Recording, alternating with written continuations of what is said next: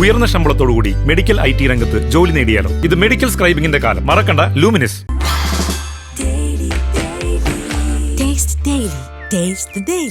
ഈ പാട്ട് ഇപ്പൊ സിംഗിൾസ് കേട്ടാൽ പോലും അവർക്ക് ചുമ്മാ ആരും ഇല്ലെങ്കിൽ പോലും അല്ലേ വിഷമ പോലെ എനിക്കായിട്ടുണ്ട് ഒരു പ്രാവശ്യം പാട്ട്. തീർന്ന നാൾ നാം തങ്ങളിലൊന്നായി ഇന്നും കൂടെയായി എന്നിഴലതുപോലെ നീ. ഇപ്പോഴത്തെ ജനറേഷൻ എന്ന് പറയുന്ന ആൾക്കാർ ഫുൾ ഫോൺ റീൽസ് ആയ ഒരു ലൈഫാണ്. അന്നെന്ന് പറയുന്നത് നമ്മൾ മാക്സിമം കോളേജ് ടൈം എൻജോയ് ചെയ്യാൻ വേണ്ടിയാണ്. SS കോളേജ് എന്ന് പറയുന്നത് ലേക്കും ഉണ്ട് അവിടെ. അപ്പോൾ അവിടെ നിന്നിട്ട് നീൽചന്ദ്രനെ കുറിച്ച് പാടും, ഞങ്ങളതിനെ കുറിച്ച് കേൾക്കുക, ഇത് എങ്ങനെ ഷൂട്ട് ചെയ്യുന്നൊക്കെ പ്ലാൻ ആവും.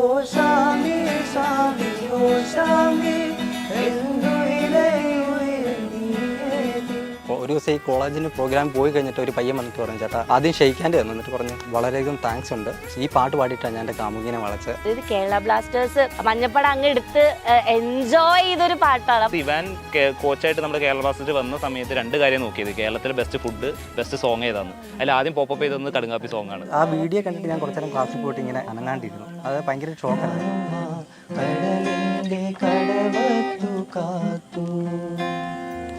വീണ്ടും വീണ്ടും നിങ്ങളുടെ പാട്ടുകൾ എൻജോയ് ചെയ്യണം, നിങ്ങളെ വീണ്ടും ഒരുമിച്ച് കാണണം. അറിയില്ല, അപ്പൊ വലിയ തിരക്കായില്ലേ, ഞങ്ങൾ റിക്വസ്റ്റ് ചെയ്യണം. ഞാനൊരു ചാൻസ് ചോദിച്ചിട്ടുണ്ട്.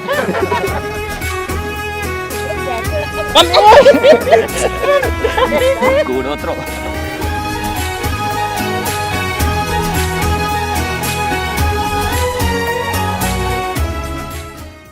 സത്യം പറഞ്ഞാൽ ഈ പാർട്ടി കൂടിയാണ് ഞങ്ങൾ കുറച്ചും കൂടി ബോണ്ടാവണത്. കടുങ്കാപ്പി പരിപാടി കാര്യം അരുൺ ചേട്ടൻ നമ്മുടെ കോളേജിലല്ല.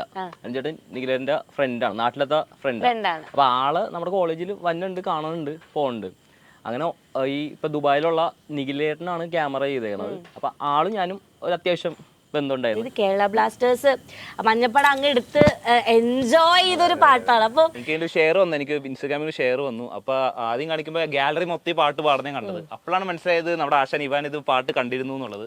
പിന്നെ അറിഞ്ഞു. പിന്നെ കേരള ബ്ലാസ്റ്റേഴ്സിന്റെ ഇവിടെ ഒരു കലൂരൊരു ഇവന്റ് ഉണ്ടായിരുന്നു, ഒരു ഗെയിം ഉണ്ടായിരുന്നു. അത് കഴിഞ്ഞിട്ട് 24 ന്യൂസിന്റെ ഒരു ഇത് വന്നു, ഒരു ഇന്റർവ്യൂ വന്നു. സോ എൻ്റെ ഒരു ഫ്രണ്ട് 24 ന്യൂസ് വർക്ക് ചെയ്യുന്നുണ്ടായിരുന്നു. സോ ഞാൻ ആസ്ക് ചെയ്തു ഇവാനൊന്ന് നേരിട്ട് കാണാൻ പറ്റുമെന്ന്. സോ ഓക്കെ നമുക്ക് മീറ്റ് ചെയ്യാന്ന് പറഞ്ഞിട്ട് ഇവാനെ പെട്ടെന്ന് സർപ്രൈസ് ഞങ്ങൾ കൊടുത്തു. ഇവാനോട് പറഞ്ഞു, ജസ്റ്റ് സൂചിപ്പിച്ചിട്ടുണ്ടായിരുന്നു ഇങ്ങനെ ആള് വരുന്നത്. പക്ഷെ അവരാരെന്താണെന്ന് അറിയില്ലായിരുന്നു. പെട്ടെന്ന് ഇന്റർവ്യൂവിൽ അങ്ങനെ ഇടിച്ചു കയറി. അപ്പൊ ഇവാൻ ഞങ്ങൾ പറഞ്ഞപ്പോൾ ഞെട്ടിപ്പോയി. പിന്നെ ഇവാനോടൊരു കോൺവെർസേഷൻ ഉണ്ടായിരുന്നു. ഇവാൻ 2 പോയിന്റ് പറഞ്ഞു. ഒന്നെന്ന് പറയുന്നത് ഇവാൻ കോച്ചായിട്ട് നമ്മുടെ കേരള ബ്ലാസ്റ്റേഴ്സ് വന്ന സമയത്ത് 2 കാര്യം നോക്കിയത്, കേരളത്തിലെ ബെസ്റ്റ് ഫുഡ്, ബെസ്റ്റ് സോങ് ഏതാണ്. അതിൽ ആദ്യം പോപ്പപ്പ് ചെയ്തത് കടുങ്കാപ്പി സോങ് ആണ്. അപ്പോൾ അത് അന്ന് ഇവാൻ വരുന്നതിന് മുമ്പ് അത് കംപ്ലീറ്റ് പഠിച്ച് ട്രെയിനിങ് സമയത്ത് അവരുടെ കൂടെയുള്ള ആൾക്കാരൊക്കെ അത് പാടി, അത് അവരുടെ ടീം മെമ്പേഴ്സ് ഷൂട്ട് ചെയ്ത് അത് വൈറലായി. സോ അപ്പോഴും ഞങ്ങളുടെ ഒരു വിചാരം ഞങ്ങളുടെ പാട്ടാണോ, അത് ഞങ്ങളുടെ പാട്ട് അതിനുള്ള ക്വാളിറ്റി ഉണ്ടോ എന്നുള്ളതൊക്കെ ചോദിച്ചു. പക്ഷെ ഇവാനെ പോലുള്ള ഒരു ഔട്ട്സൈഡർ, ഒരു ഇന്ത്യക്കാരും കൂടെ അല്ലാത്തൊരു ആളത് മലയാളം ലിറിക്സ് കാണാപ്പാടെ പഠിച്ച് ഞങ്ങളുടെ മുമ്പിൽ പാടിയപ്പോൾ ഞങ്ങൾ ശരിക്കും ഷോക്കായി പോയി. അത് നമുക്ക് ഇപ്പൊ നമ്മൾ ഈ പാട്ടിൽ അസോസിയേറ്റ് ചെയ്ത ആൾക്കാരല്ല, പക്ഷെ സ്റ്റിൽ നമ്മളൊരു മലയാളിയായിട്ട് നമുക്കും അത് കേൾക്കുമ്പോൾ നമുക്കും അത് ഭയങ്കര ഒരു എൻജോയ്മെന്റ് ആയിരുന്നു ആ ഒരു കാര്യം. ആക്ച്വലി കിളി പോകും നമ്മുടെ കാര്യം. ഈ സ്റ്റേഡിയം ഫുള്ളിരുന്ന് ഈ പാട്ട് പാടുമ്പോൾ നമുക്ക് കിട്ടണ സാധനം വേറെ ഒരുപാട് വട്ടം. തീർച്ചയായും ആദ്യം വിളിച്ചു പറഞ്ഞാൽ ഞാൻ അവിടെ സ്റ്റുഡൻസിനെ പഠിപ്പിച്ചുകൊണ്ടിരിക്കുക. അപ്പോൾ ആദ്യം ഇവൻ വിളിച്ച് എനിക്ക് കുറച്ച് പേര് അയച്ചു തന്നു. അപ്പോൾ ഞാൻ നോക്കിയില്ല. അപ്പോൾ ഇവൻ എന്നെ വിളിച്ചു പറഞ്ഞു, ചേട്ടാ നമ്മുടെ പാട്ട് ഇവർ പാടുക. അപ്പോൾ ഞാൻ അതുകൊണ്ട് കരുതുന്നത് ഇവൻ എറണാകുളത്തല്ല ജോലി, ഇവൻ ആരെയൊക്കെ പറഞ്ഞിട്ട് പാടിപ്പിക്കുന്നതാണെന്ന്. അപ്പോൾ പറഞ്ഞു, ചേട്ടാ അങ്ങനെയൊന്നുമല്ല, ആൾക്കാർ തന്നെ പാടിയെന്ന് പറയും. അത് കഴിഞ്ഞിട്ട് ഞാൻ ആ വീഡിയോ കണ്ടിട്ട് ഞാൻ കുറച്ച് നേരം ക്ലാസ്സിൽ പോയിട്ട് ഇങ്ങനെ അനങ്ങാണ്ടിരുന്നു. അത് ഭയങ്കര ഷോക്കാണ്. കാരണം നമ്മൾ ചെയ്തൊരു പാട്ട് ഇത്രയും വർഷത്തിന് ശേഷം അതായത് അത്രയും ഒരു ക്രൗഡ് ഏറ്റു പാടുന്നതിന് നമുക്ക് ഉണ്ടാകുന്ന ഒരു സംഗതി, അതായത് നമ്മുടെ കുട്ടിയാണല്ലോ അത്. അത് ഒരു ഭയങ്കര പറയുമ്പോ തന്നെ മറ്റേ സീനാണ്, ഇമോഷൻ അല്ലേ ഭയങ്കര അധികം. ഇപ്പൊ ഇത്രയും സ്വീകാര്യത കിട്ടിയ ഒരു ആൽബം ആയതുകൊണ്ടും നമ്മുടെ നായകനെ ആൾക്കാർ ഇപ്പോഴും തിരിച്ചറിയുന്നുണ്ടോ? അത് നമ്മുടെ കടുങ്കാപ്പിയിലുള്ള ചേട്ടനാണോ എന്ന് ചോദിച്ചിട്ട്. ഞങ്ങൾ നാട്ടിൽ തന്നെ, ഇവരുടെ നാട്ടിൽ ഞാൻ ഒരാവശ്യത്തിന് വരുമായിരുന്നു ഇവിടെ. അപ്പോൾ അവിടെ വന്ന് കുറച്ച് സ്കൂൾ പിള്ളേർ വന്ന് ഇപ്പോൾ ഉണ്ടായിരുന്നു. അപ്പോൾ ഇവരും കൂടെ ഇവനും പിന്നെ വേറെ എന്തെങ്കിലും കൂടെ ഉണ്ട്.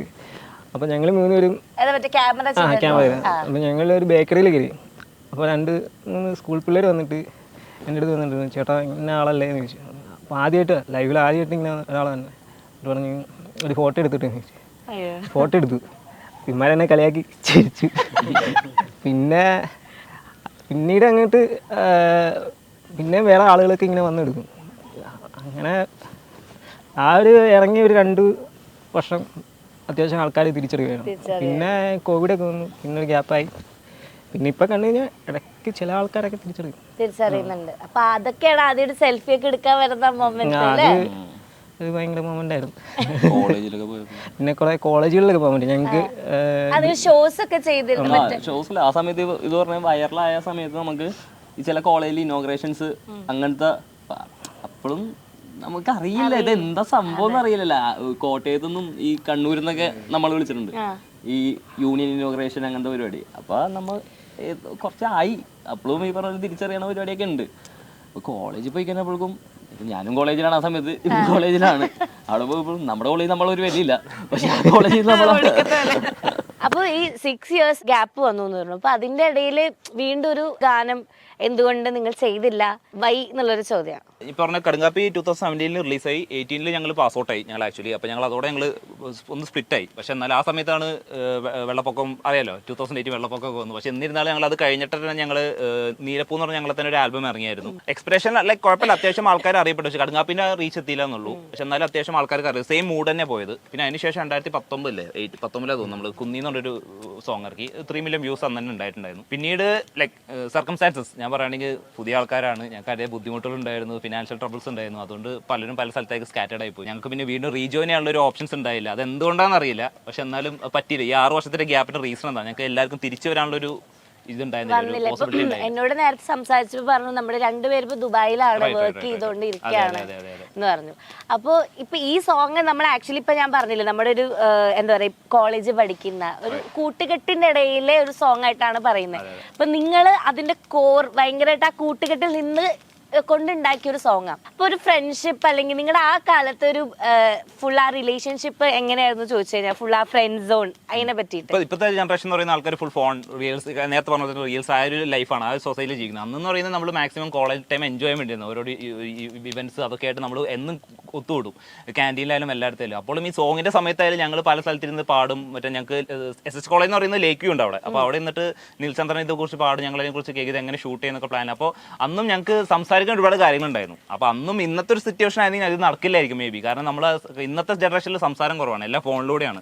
അന്ന് ഞങ്ങൾക്ക് അത് ആയതുകൊണ്ടാണെന്ന് തോന്നുന്നു ഈ ഒരു ബോണ്ട് ഞങ്ങൾക്ക് ഉണ്ടായത്. നമ്മൾ നമുക്കൊരു പാട്ടിന് മറ്റേ അരികിൽ നീ ഉണ്ടായിരുന്നെങ്കിൽ എന്ന് പറഞ്ഞിട്ടുള്ള മിസ്സിങ്ങിന്റെ ഒരു സോങ്, അത് കഴിഞ്ഞിട്ട് ഒരുപാട് ആൾക്കാർ എന്താ പറയാ വിരഹം കാണിക്കാൻ വേണ്ടിയിട്ട് യൂസ് ചെയ്തൊരു സോങ്. അപ്പൊ എന്താണ് ആ ലിറിക്സിന്റെ പിന്നിൽ ഒരു പ്രണയമുണ്ടോ, എന്താണ് അതിന്റെ? അല്ല, ഞാൻ ഈ കടുങ്കാപ്പി ചെയ്ത് കഴിഞ്ഞിട്ട് ഒത്തിരി പേര് എന്നോട് ചോദിച്ചിട്ടുണ്ട്, നിനക്കൊരു ശരിക്കും ഒരു പ്രണയം ഇല്ലേ? പറയുമ്പോൾ ആരും വിശ്വസിക്കില്ല. ഞാൻ സ്ഥിരം കേൾക്കുന്ന ക്വസ്റ്റ്യൻ അത്, എനിക്കൊരു പ്രണയം ഇല്ലേ. പക്ഷെ സത്യത്തിൽ എന്താണെന്ന് വെച്ചാൽ ഞാൻ എൻ്റെ ചെറുപ്പം തൊട്ടേ ഇച്ചിരി എനിക്ക് വിരഹഗാനങ്ങളോട് ഇച്ചിരി പ്രണയം കൂടുതലുള്ള ആളാണ്. അപ്പോൾ ഞാൻ ചെറുപ്പം തൊട്ടേ ഈ നമ്മുടെ ബാബുരാജ് മ്യൂസിക് ഒക്കെ ഉണ്ട്. അപ്പോൾ എപ്പോഴും എൻ്റെ ഫോൺ ഇപ്പോഴാണെങ്കിലും ഫോണിലാണെങ്കിലും ഇച്ചിരി വിരഹഗാനങ്ങളൊക്കെയാണ്.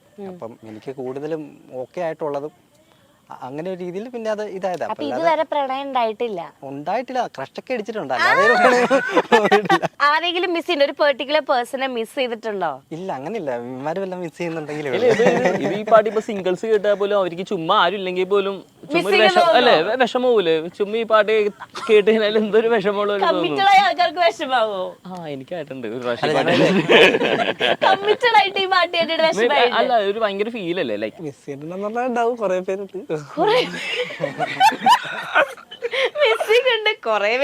ഒരു ദിവസം ഈ കോളേജിന് പ്രോഗ്രാം പോയി കഴിഞ്ഞിട്ട് ഒരു പയ്യൻ വന്നിട്ട് പറഞ്ഞു, ചേട്ടാ ആദ്യം ക്ഷയിക്കാൻ്റെ വന്നു. എന്നിട്ട് പറഞ്ഞു വളരെയധികം താങ്ക്സ് ഉണ്ട്, ഈ പാട്ട് പാടിയിട്ടാണ് ഞാൻ എൻ്റെ കാമുകീനെ വളച്ചത്. അത് കേട്ടപ്പോൾ എനിക്ക് ചെറുതായിട്ട് വിരഹഗാനം പാടിയിട്ട് കാമുകീനെ വളച്ചു. അത് ആദ്യത്തേതാണ്. ഇപ്പൊ കോളേജില് ഈ പാട്ട് ഇതേപോലെ പ്ലേ ചെയ്തിട്ടുണ്ടോ? ഇല്ല, ഞാൻ ഈ പാട്ട് പ്ലേ ചെയ്തിട്ടില്ല. അല്ല, ആക്ച്വലി ഗിറ്റാർ വായിച്ച ആള് അവനത് വന്നിട്ടില്ല. പക്ഷെ ഈ പാട്ടിന്റെ ഏതാണ്ടൊക്കെ ഒരു കണക്ഷൻ ഉണ്ടല്ലോ, അതുകൊണ്ട് ചോദിക്കുകയാണ്. അപ്പൊ ഈ ഒരു പാട്ടിലെ എന്താ ഒരു പ്രണയവും ഇതൊക്കെ വെച്ച് പ്ലസ് ചേട്ടനൊരു ഗിറ്റാർ വായിക്കുന്ന ഒരാളായതുകൊണ്ടും പാടിക്കൊണ്ട് വേണേ പാടാം, അല്ലെ പറയാം. ഇത്ര നല്ല കഴിവ് കിട്ടിയിട്ട് എന്താ പാടണ്ട പറഞ്ഞു. പ്രണയം തോന്നുമ്പോ ഏത് പാട്ടാ പാടുന്നത്? അകലെയോ നീ അകലെയോ. എത്രയോ ജന്മമായി നിൻമുഖമിതു തേടി ഞാൻ, എന്റെയായി തീർന്ന നാൾ നാം തങ്ങളിലൊന്നായി, ഇന്നുമിൻ കൂടെയായി എന്നിഴലതുപോലെ നീ നീനവേ നേടി സായോജ്യം സഖി നിൻമൊഴിയൊരു വരി പാടി പ്രണയിതഗാനം ഇനി എന്തിനു വേറൊരു മഴയുടെ സംഗീതം അഴകേ വാ അരികേ വാ മലരേ വാ തിരികെ വാ മലരേ വാ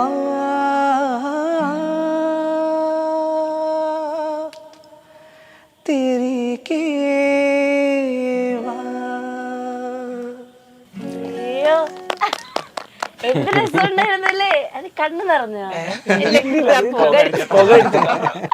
ഓക്കെ കാരണം ഈ പാട്ട് കേൾക്കുന്ന ആർക്കും നല്ലൊരു ഫീല് നല്ലൊരു മിസ്സിംഗ് ലവ് ഇതൊക്കെ തോന്നും അപ്പൊ ഇതിൽ അഭിനയിച്ചത് ഇതിൽ വർക്ക് ചെയ്ത ആൾക്കാർക്ക് ഇത് തോന്നിയില്ല എന്ന് പറഞ്ഞാൽ നമുക്കത് വിശ്വസിക്കാൻ കുറച്ച് പാടാണ്. ഇല്ല കാരണം ഞാനീ പറഞ്ഞ കോളേജ് പഠിക്കുന്ന സമയത്താണ് പരിചയപ്പെട്ടത് ഇത് സംഭവം. അപ്പോൾ ഞാൻ ഈ ഒരു 2017 ഞങ്ങൾ റിലീസ് ചെയ്തത് ഡിസംബറിൽ. അപ്പോൾ എനിക്ക് ജനുവരിയിലാണ് കമ്മിറ്റഡ് ആയത് ഞാൻ. ആ സമയത്ത് ഡിസംബറിൽ റിലീസ് മീൻസ് ഞാൻ കമ്മിറ്റഡ് ആയ സമയമാണ് 2017 കമ്മിറ്റഡ് ആയത്. അന്ന് ആ ഡിസംബറിലാണ് പാട്ട് റിലീസ് ചെയ്തത്. സോ മുമ്പ് തന്നെ കമ്മിറ്റഡ് ആയിരുന്നു. പിന്നെ ജേർണിയിൽ എൻ്റെ കൂടെ പാട്ടും ഉണ്ട് അവളും ഉണ്ട്. ഇപ്പോൾ 7 വർഷമായി.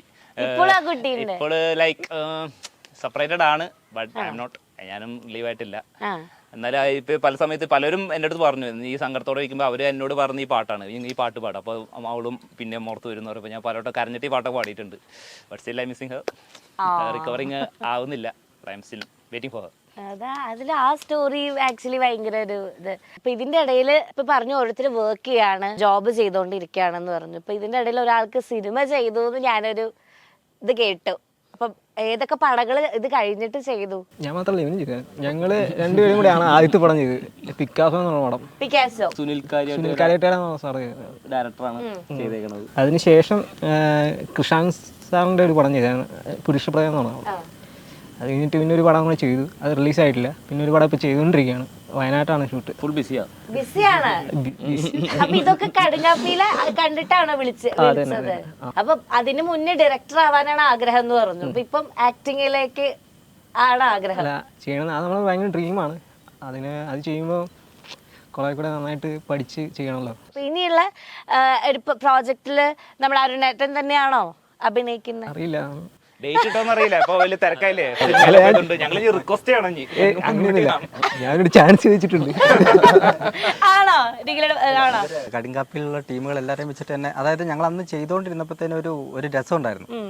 ഞാൻ തുടക്കത്തിൽ പറഞ്ഞല്ലോ, അത് എല്ലാവർക്കും പേഴ്സണലി അങ്ങോട്ടും ഇങ്ങോട്ടും അറിയാവുന്നതുകൊണ്ട് അപ്പം ആ ഒരു അത് കിട്ടുമെന്ന് എനിക്ക് വിശ്വസിക്കുന്നു. ഓക്കെ. അപ്പൊ ഈ കടുങ്കാപ്പി ഇപ്പം നമ്മളിപ്പോ യൂട്യൂബിൽ നിന്നല്ലാതെ ഇപ്പൊ കുറെ പേര് ഇപ്പൊ നമ്മളൊരു സോങ് ഇറക്കുമ്പോൾ തന്നെ കുറെ സ്പോൺസേഴ്സ് അപ്രോച്ച് ചെയ്യുക അല്ലെങ്കിൽ ആൾക്കാർക്ക് സെല്ല് ചെയ്യാൻ ഒരുപാട് പേര് കണ്ടിട്ടുണ്ട് നമ്മൾ. അപ്പൊ എന്തുകൊണ്ട് ഈ ഒരു ആൽബം സെല്ല് ചെയ്തില്ല നിങ്ങൾ വേറെ ഒരു എക്സ്റ്റേണൽ ഇതിലേക്ക്? ഞങ്ങളെ തന്നെ ഞങ്ങൾ ഒന്നാമത്തെ ഫാക്ടർ എന്ന് പറയുന്നത് ഞങ്ങൾ നേരത്തെ പറഞ്ഞത് സെല്ലിംഗ് ഞങ്ങൾ ചിന്തിച്ചിട്ടില്ല. ഞങ്ങൾ ഇതിന്റെ ബേസ് സിനിമ ഇറക്കണം. ഞങ്ങൾ പ്ലാൻ ഉണ്ടായിരുന്ന ഒരു സിനിമ വേണമെങ്കിൽ ഇറക്കാമെന്ന്. പക്ഷേ ഞങ്ങളുടെ ഇത് ഇന്റൻഷൻ എന്ന് പറയുന്നത് പ്യൂർലി ഞങ്ങൾക്ക് ഇതൊരു ഞങ്ങളുടേതായിട്ടൊരു പ്രൊഡക്റ്റായി ഞങ്ങൾ കീപ്പ് ചെയ്യണം എന്നൊരു ആഗ്രഹമായിരുന്നു. ഞങ്ങൾക്ക് അപ്രോച്ചസ് ഉണ്ടായിരുന്നില്ല എന്നല്ല ഉണ്ടായിരുന്നു. പക്ഷേ എന്നിരുന്നാലും ഞങ്ങളെ തന്നെ ഇത് കീപ്പ് ചെയ്യണം, അടുത്ത വർക്കിൽ നമ്മൾ ഇമ്പ്രൂവ് ചെയ്യണം. പക്ഷേ ഇനി പറഞ്ഞ സർക്കംസ്റ്റാൻസ് ഞങ്ങൾ ഈ സിനിമയിൽ തന്നെ മാറ്റി നിർത്തേണ്ടി വന്നു. ഇപ്പോൾ ഞാൻ പറഞ്ഞ പോലെ ഞാനിപ്പോൾ വർക്ക് ചെയ്യുന്ന ഒരു സിനിമ റിലേറ്റഡ് ഒരു ഫീൽഡേ അല്ല, ഞാൻ മാറിപ്പോയി. ഇപ്പോൾ ഇവനായാലും ഗ്രാഫിക് ഡിസൈൻ ആയാലും തന്നെയും. പക്ഷേ എല്ലാവരും ഈ ഒരു സ്പേസിൽ നിന്ന് സോണിൽ നിന്ന് മാറിപ്പോയത് കൊണ്ട് തന്നെ ഞങ്ങൾക്ക് ലൈക്ക് അതാ പറഞ്ഞത് ഇത് ഞങ്ങളുടേതൊരു പ്രോഡക്റ്റായിട്ട് കീപ്പ് ചെയ്യണമെന്ന് ഞങ്ങൾക്ക് ആഗ്രഹം ഉണ്ടായിരുന്നുള്ളൂ. അതുകൊണ്ട് ഞങ്ങൾ സെല്ല് ചെയ്തില്ല. അതുകൊണ്ട് തന്നെ ഞാൻ തോന്നുന്നു ലൈക്ക് ഇപ്പോൾ ഞങ്ങളെ തിരിച്ച് കൊണ്ടുവരാനും ഇതൊരു കാരണമായത്. ഇത് സെല്ല് ചെയ്ത് പോയിരുന്നെങ്കിൽ ഞങ്ങൾക്ക് വീണ്ടും ഈ ഒരുമിക്കാൻ പറ്റുമെന്ന് തന്നെ അറിയില്ല. ഇത്രയും നേരം നമ്മൾ എന്താ പറയുക ഭയങ്കര മിസ്സിങ് അല്ലെങ്കിൽ ഒരു മാതൃസ്നേഹം അങ്ങനത്തെ സോങ്സ് ആണ് നമ്മൾ കേട്ടത്. അല്ലാതെ ഭയങ്കര ഒരു ഹാപ്പി ചില്ലായിട്ടുള്ള ഒരു സോങ് പാടാൻ പറഞ്ഞാൽ നിഖിലേട്ടാ ഏത് പാട്ട് പാടും? 3, 2, 1 go.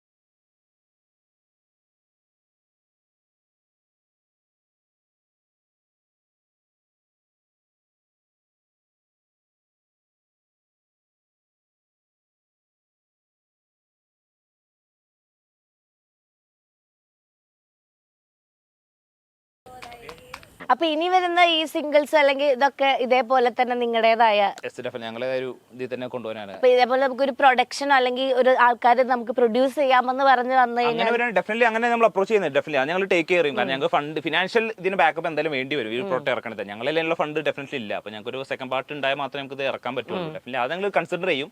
ബട്ട് ദെൻ അപ്പോഴും നമ്മളെ ഉദ്ദേശം നമ്മുടെ വർക്ക് നമ്മളെ തന്നെ ഒരു ലൈക്ക് ഹോൾഡ് ഉണ്ടാവണം എന്നൊരു രീതി തന്നെ. ഞാൻ പറഞ്ഞില്ല ഇതൊരു മാർക്കറ്റ് ഞങ്ങൾ ഇപ്പോഴും ചിന്തിച്ചിട്ടില്ല ഇത് കൊടുക്കണം വിൽക്കണം എന്നുള്ളൊരു പ്രോഫിൽ. പക്ഷെ അതിന്റെ ഇടയ്ക്ക് ഈ ചാനലിൽ പോലും നമ്മുടെ ഹാക്ക് ആയിരുന്നു ഇതിന്റെ ഇടയ്ക്ക്. അതെ ഓ ഒരു ദിവസം നോക്കുമ്പോൾ ഒരു ചൈനക്കാരൻ നിന്ന് ലൈവ് പോണേ നമ്മുടെ ചാനലിൽ. അതിപ്പോ അല്ല അങ്ങനത്തെ സംഭവങ്ങളൊക്കെ ഉണ്ടായിട്ടുണ്ട്. അപ്പൊ പറയുമ്പോഴും അത് നോക്കാം നമുക്ക് നോക്കാന്നുള്ള സ്കീമൊക്കെയാണ് അല്ലേ. ഇത് നമ്മൾ 2024 വന്ന് നിൽക്കുകയാണ്. അപ്പൊ ഇപ്പോഴും ഇപ്പൊ ഞാൻ ആക്ച്വലി നിങ്ങളെ തേടി വരാനുള്ള മെയിൻ റീസൺ നിങ്ങളുടെ പാട്ട് തന്നെയാണ്. അപ്പം ഞങ്ങൾക്ക് ആഗ്രഹമുണ്ട് ഇനിയും ഇനിയും ഇനിയും ഒരുപാട് നല്ല നല്ല സോങ്സ് കേൾക്കണമെന്ന്. എന്ന് ഇനി പുതിയ വർക്ക് സ്റ്റാർട്ട് ചെയ്യും അല്ലെങ്കിൽ എന്താണ് അടുത്ത പ്ലാൻസ് എന്താണ്? ഇപ്പോൾ ഒരു ഗ്യാപ്പ് എന്തുവാണെങ്കിലും ഇപ്പോൾ ഈ പറഞ്ഞ പോലെ കുറച്ച് വന്നു. പക്ഷേ എന്തുവാണെങ്കിലും ഞങ്ങൾക്ക് എപ്പോഴും ഇതുമായിട്ട് നിൽക്കുമ്പോഴാണ് നമ്മളെപ്പോഴും ഹാപ്പി ആയിരിക്കുക എന്ന് പറയുന്ന ഒരു പ്രോസസ്സ് ഉണ്ടല്ലോ. അപ്പം എന്തുവാണെങ്കിലും പുതിയൊരു വർക്ക് ചെയ്യാനുള്ള ഒരു പരിപാടി തന്നെയാണ്. അപ്പം അതിൻ്റെ ഏകദേശം പരിപാടികളൊക്കെ ഇതായി. അപ്പൊ ഇനി കാണാൻ ആൾക്കാരെ കിട്ടുമെന്നുള്ളതാണ്. അതെന്താ ആക്ച്വലി കടുങ്കാപ്പി എന്ന് പറയുന്ന പാട്ടിന് ഒരു ബ്രാൻഡ് പോലെയാണ് നമുക്കതിപ്പോഴും. അപ്പൊ അവരുടെ അടുത്ത സോങ് എന്ന് പറയുമ്പോൾ ആൾക്കാർ എന്തായാലും ഇരുന്ന് ഇപ്പൊ ഞാനായാലും യൂട്യൂബിൽ ഇരുന്ന് കാണാം. അപ്പൊ അന്ന് ഇത് ഡ്രോപ്പ് ചെയ്യണ്ടായിരുന്നു അല്ലെങ്കിൽ ഇതിങ്ങനെ കണ്ടിന്യൂ ചെയ്ത് പോകാമായിരുന്നു എന്നുള്ള ഫീൽ ഉണ്ടോ നിങ്ങൾക്ക്? തീർച്ചയായിട്ടും അതുകൊണ്ട് നമ്മൾ ഇത് ചെയ്യുമ്പോഴാണല്ലോ നമ്മൾ കൂടുതൽ സന്തോഷമായിട്ടിരിക്കുന്നത്. അപ്പോൾ അത് ചെയ്താൽ കൊള്ളാം. പിന്നെ ഇങ്ങനെ ഭയങ്കര ഗ്യാപ്പ് വരുമെന്ന് നമ്മൾ ഒരിക്കലും പ്രതീക്ഷിച്ചില്ല. കാരണം ഇത് കഴിഞ്ഞിട്ട് നമുക്ക് വേറെ ചെയ്യാം. അപ്പോൾ ഞാനും വേറെ ഈ മ്യൂസിക്കിൻ്റെ ഇതായിട്ട് കുറച്ച് പഠിക്കാനൊക്കെ പോയി ടൈം ഉണ്ടല്ലോ എന്ന് കരുതി. അപ്പോൾ അതൊക്കെ കഴിഞ്ഞ് വന്നിട്ടാണ് പിന്നെ നമ്മുടെ ഈ കോവിഡൊക്കെ വന്നത്. അപ്പോൾ ആ ടൈമിൽ നമ്മളിങ്ങനെ ഇരുന്നിട്ട് നമ്മൾ പിന്നെ അതൊരു ഗ്യാപ്പായിപ്പോയി. നമ്മൾ അറിയാതെ ഒരു ചെറിയൊരു ഗ്യാപ്പായിപ്പോയി. പിന്നെ തിരിഞ്ഞു നോക്കിയപ്പോഴത്തേനും അത് ഭയങ്കര ഒരു ഗ്യാപ്പായിട്ട് പോലെ ഇപ്പോഴാണ് ഞങ്ങൾ കുറേ കാലം കൂടി ഞങ്ങളെല്ലാവരും ഇപ്പോൾ ഇതൊരു റീയൂണിയനാണ്. ആക്ച്വലി റീയൂണിയനാണ് ഞങ്ങൾക്കും. ലാസ്റ്റ് മീറ്റ് ചെയ്ത് ഞങ്ങൾ 24 ന്യൂസിന്റെ കണ്ടത്. പക്ഷേ ഹരീനൊക്കെ ഞങ്ങൾ കണ്ടിട്ട് 5 വർഷം ഗ്യാപ്പ് വന്നിട്ടുണ്ടായിരുന്നു. ഇനി നമ്മളൊരു പാട്ട് ഇപ്പം എന്തായാലും ചെയ്യാൻ പോവാന്ന് പറഞ്ഞു. ഈ സെയിം കടുങ്കാപ്പിക്ക് കൊടുത്ത അതേ ട്രീറ്റ്മെന്റ് തന്നെ ആയിരിക്കും ഇനി വരുന്ന ചെയ്യണ ഓരോ സാധനങ്ങളും ബെറ്റർ ആവണം എന്നുള്ളൊരു സംഭവം കൂടി ഉണ്ടല്ലോ. അപ്പൊ എന്തൊക്കെ വന്നാലും സാധനങ്ങൾ ചെയ്യും അത് ഓരോന്ന് ബെറ്റർ ആയിട്ട് തന്നെ ട്രെൻഡ് മനസ്സിലാക്കണം. കാരണം നമ്മളിപ്പോ ഇത്രയും ഗ്യാപ്പ് വന്നിട്ട് 6 ഇയേഴ്സിന് ശേഷം ഒരുപാട് കാര്യങ്ങൾ മാറി, ട്രെൻഡ്സ് മാറി, എല്ലാം മാറി. അപ്പൊ നമ്മൾ അത് മീറ്റ് ചെയ്യേണ്ടത് ഇപ്പോഴത്തെ ജനറേഷൻ. കാരണം ട്രെൻഡ് ഒന്നും ചോദിക്കണം, കാരണം ആ പാട്ട് ഇപ്പോഴും ട്രെൻഡാണ്, ഇപ്പോഴും ആൾക്കാർ ഇഷ്ടപ്പെടുന്നുണ്ട്. സോ അത് നിങ്ങൾ ചിന്തിക്കേണ്ട ആവശ്യമില്ല, നിങ്ങൾ ചെയ്യുന്ന വർക്ക് അടിപൊളിയാണ്. പക്ഷെ കണ്ടിന്യൂസ്ലി വർക്ക്സ് നമുക്ക് കാണണം എന്നുള്ളൊരു കാര്യമാണ് ഞാൻ പറയുന്നത്. ഓക്കെ, അപ്പോ നമ്മുടെ ചാറ്റ്